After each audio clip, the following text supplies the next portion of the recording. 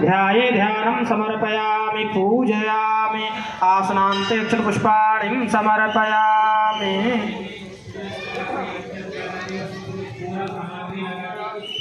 स्नान करास्य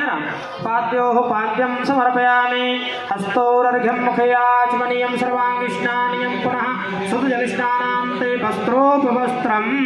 वस्त्रान्ते यज्ञोपवीतं समर्पयामि ओं यज्ञोपवीतं परमं पवित्रं प्रजापतेर्यशैजं पुरस्तात् आयुष्माग्रं प्रतिमुञ्च शुभ्रं यज्ञोपवीतं बलमस्तु तेजः चन्दनं अक्षतं पुष्पं पुष्पमालां च समर्पयामि माल्यादीनि सुगन्धीनि मालत्यादीनि मे प्रभो मया हृतानि पुष्पाणि पूजार्थं प्रतिगृह्यताम् चन्दनं अक्षतं पुष्पमालां च समर्पयामि नानाद्रव्याणि धूपम् आघ्रापयामि दीपं दर्शयामि हस्तौ प्रक्षाल्य नैवेद्यम्